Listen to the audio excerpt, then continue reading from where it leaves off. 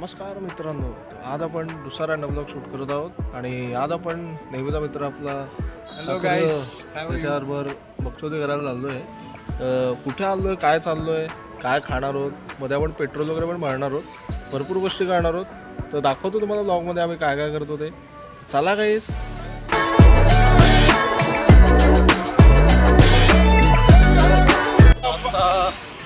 आपण आता हरिनिवास सर्कलच्या दिशेनं चाललो आहे. तिथून तुम्ही तलावबाळीला पण जाऊ शकता, तिथून तुम्ही पाचपगडला पण जाऊ शकता आणि तिथे एक चांगला शॉर्मा स्पॉट पण आहे, तिथे पण तुम्ही खाऊ शकता. तो पण तुम्हाला दाखवतो.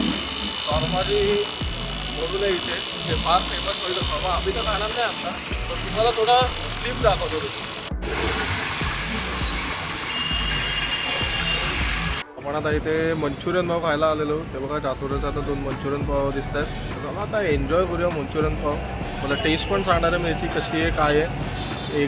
2 मंचुरियन पाव आम्हाला 40 रुपयाला पडले, म्हणजे एक 20 रुपयाला पडला आहे. तर चला काहीच टेस्ट करूया आता.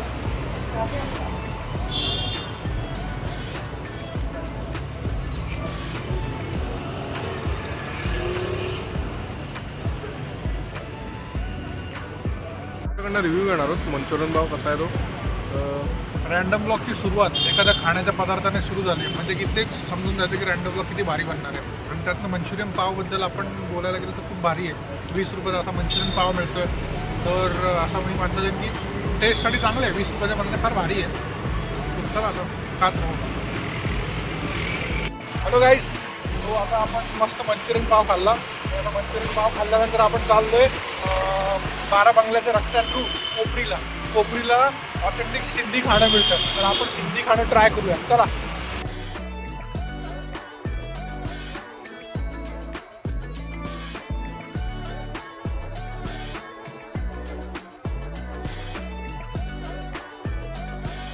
हे पण एक चांगलं हॉटेल आहे, फुटटाऊन. तिथे तुम्ही नक्की खायला जाऊ शकता, जेवायला जाऊ शकता. गाडी बघा गाईस, BMW, ती पण इलेक्ट्रिकवाली. MS नंबर प्लेट नंतर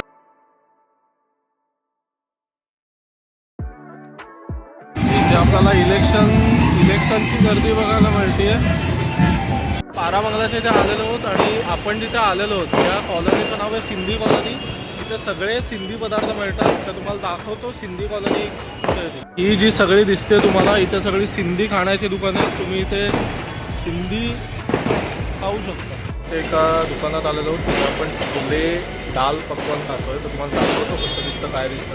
टेस्ट पण छान आहे, कशी टेस्ट आहे छोले आणि दाल पकवान कसं लागतं बघा. हे जे तुम्हाला दिसत आहे हे एकदम छोले आहेत, म्हणजे कांदा बिंदा टाकून, लिंबू टाकून, पिळून एकदम व्यवस्थित चांगले हे केलेले आहे.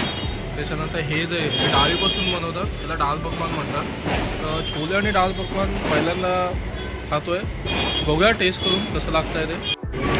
यम्मी आहे, म्हणजे एकदम ऑथेंटिक टेस्ट आहे आणि एकदम सिंधी लोकांच्या हाताची चव सेम तशी एकदम भारी. तुम्ही कधीतरी या आणि ते खा.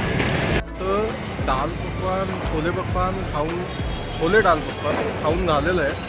आणि तुम्ही जर इथे कधी आलात, सिंधी गल्लीत कधी आलात बारा बंगला, तर इथे येऊन तुम्ही नक्की खाऊ शकता छोले पकवान. एकदम भारी लागतं. जय महाराष्ट्र स्वीट्स म्हणून आहे, इथे येऊन त्यांचं छोले पकवान आणि दाल पकवान दोन्ही टेस्ट करा. दाल पकवान सकाळी मिळतं, छोले पकवान दोन्ही वेळेला अवेलेबल असतं. एकदम भारी टेस्ट होती. इथे येऊन नक्की ट्राय करा, मी नक्की रिकमेंड करेन.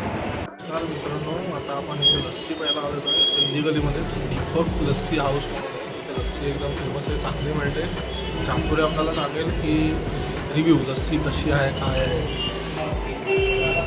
लस्सी एकदम उत्कृष्ट आहे.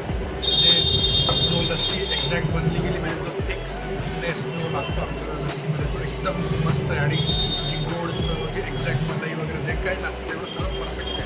10 on 10 या लस्सीसाठी. आपली लस्सी पिऊन झाली आता इथे दीपक लस्सी हाऊसमध्ये. लस्सी एकदम भारी होती, म्हणजे जशी लस्सी पाहिजे, लस्सीची जी थिकनेस पाहिजे, लस्सीचा जो गोडपणा पाहिजे, त्याच्यानंतर त्याची जी काय म्हणतात मलाई पाहिजे, ती एकदम परफेक्ट होती. तर दीपक इथे नक्की मी रेकमेंड करेन की कधी सिंधी गल्लीमध्ये आलात इथे ठाण्यात तर दीपक लस्सी हाऊसला नक्की या. मस्ट रेकमेंड आहे, म्हणजे लस्सी पहिलीच पाहिजे त्या आलं. तर हे आपल्याला आता इथे ना सिंधी मार्केट दिसतंय. इथे सगळी प्रकारचे दुकानं आहेत.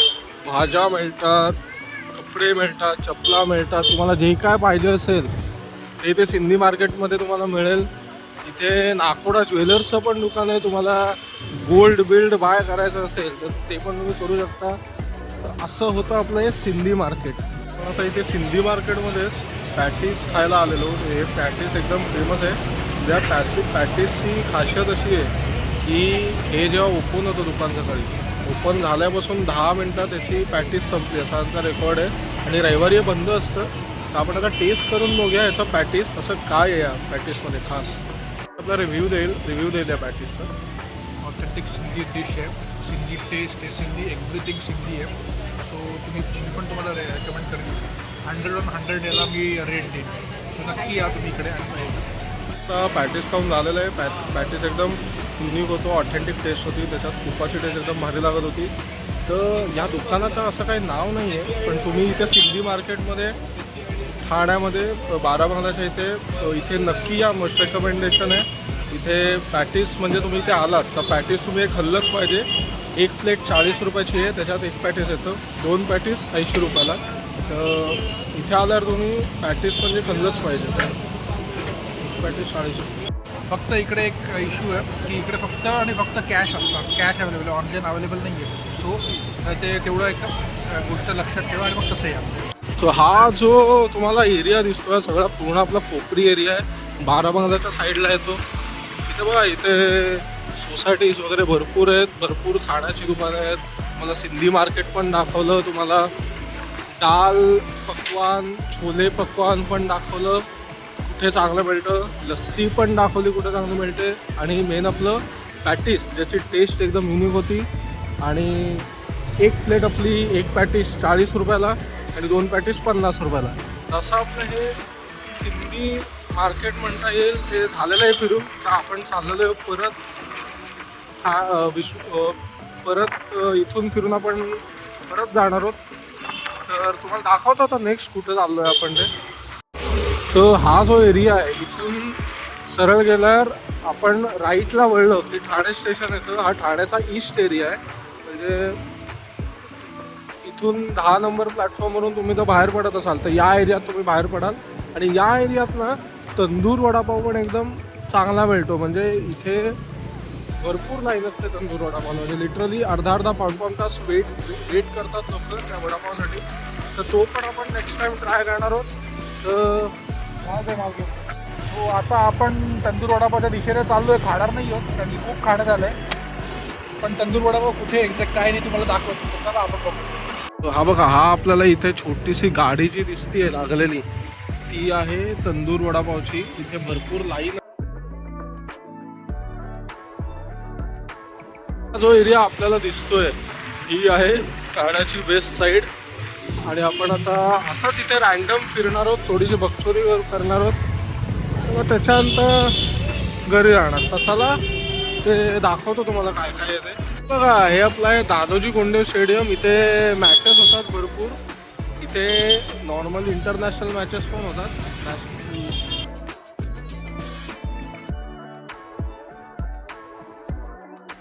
सो आता आपण इकडे माझा होम ग्राउंड दादोजी कोंडदेव स्टेडियमला आलेलो आहे. खरं तर होम ग्राउंड म्हणायला गेलं तर जेव्हा मी माझ्या कोचिंग करायचो इथे क्रिकेटची, तेव्हा आम्ही बऱ्याच वेळा इथे खेळलेलो आहे. या अख्ख्या ग्राउंडवर खेळलेलो आहे. आणि त्याच्यानंतर इकडे बऱ्याच अशा आठवणी आहेत ज्या आम्ही अजून जगतो आहे. तर चला तुम्हाला ओव्हरऑल इकडचा ओव्हरव्ह्यू देतो. चला. सो गाईज, हे बघा, तुम्हाला दिसत असेल हा पूर्ण दादोजी स्टेडियम आहे. तुम्ही बघू शकता. हा अगोदर तसं बघायला गेलं तर इकडे असे स्ट्रीट लाईट्स वगैरे काही नव्हते. आणि हे बघा, पहिले तर सर्वात पहिले तुम्ही व्ह्यू बघा. थोडेफार कन्स्ट्रक्शन्स इकडे चेंज केलेले आहे, रिकन्स्ट्रक्ट केलेले आहे. हा जो समोर तुम्ही बघू शकता, हा जो दिसतोय हा प्रेसिडेंट्स बॉक्स म्हणू शकतो किंवा प्रेस बॉक्स पण याला म्हणता येईल. आणि याच्यानंतर इकडे स्ट्रीट लाईट नाही, काय म्हणतात, स्पॉटलाईट वगैरे असे बनवले गेले. सॉरी फॉर द हे मिस्टेक.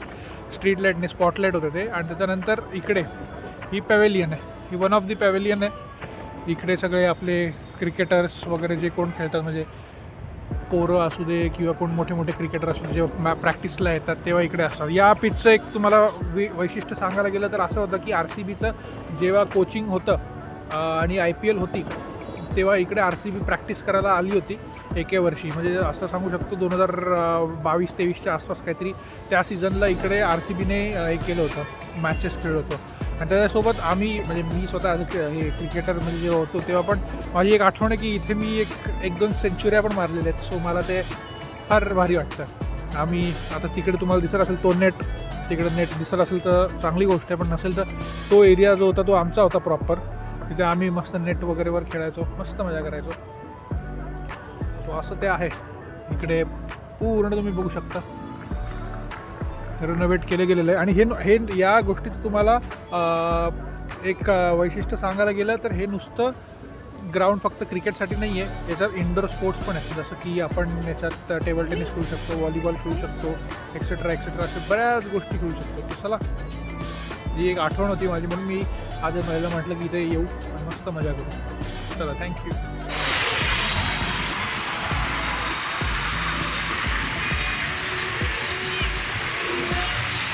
तर आपण आता शेवटच्या ठिकाणी आलेलो आहोत ते म्हणजे सेंट्रल मैदान. तर आजचा ब्लॉग आपण इथेच एंड करतो. तर आजच्या दिवसात तुम्हाला भरपूर काय दाखवलं. पहिले तर आपण गेलो सिंधी गलीला जी 12 बंगल्याच्या इथे. तिथे आपण दाल पकवान नाही छोले पकवान खाल्लं, ते पण भारी होतं. त्याच्यानंतर आपण लस्सी पहिली जी पण एकदम भारी होती. दीपक लस्सी शॉपची लस्सी पहिली. जय महाराष्ट्राची छोले पकवान खाल्लं. त्याच्यानंतर दीपक लस्सी शॉपची लस्सी पहिली. त्याच्यानंतर आपण पॅटीस पण खाल्लं, जे खूप युनिक होतं. त्याच्यात तुपाचा फ्लेवर एकदम भारी येत होता. आणि पॅटीस जसं तुम्हाला म्हटलं एकदम स्वस्तात मस्त. एक प्लेट 40 रुपये, म्हणजे त्याच्यात एक पॅटीस आहे तर दोन पॅटीसचे 50 रुपये. तर आजचा ब्लॉग आपण इथेच संपवतो. हे सेंट्रल मैदान तुम्हाला मागे दिसतं आहे. तर याच्याबद्दल थोडीशी माहिती आता चातुरी आपल्याला सांगणार नाही आहे, मी चुकून बोललो की सांगणार म्हणून. तर चला गाईस, आता असेच जर चॅलेंज व्हिडिओज असेच जर food blogs, variety blogs, challenge videos, random videos बघायचे असतील तर नक्की सबस्क्राईब करा ट्रॅव्हल बडी चॅनलला, लाईक करा, कॉमेंट करा. आणि असंच अजून काही तुम्हाला इंटरेस्टिंग बघावंसं वाटलं तर तुम्ही कमेंट करू शकता, किंवा मग तुम्हाला काही कोणती जागा सजेस्ट करायची वाटली तसं पण तुम्ही सजेस्ट करू शकता. आणि बाकी hit the like button, comment. आत्ता तर मी चलतो. बाय बाय, भेटू आता नेक्स्ट ब्लॉगमध्ये.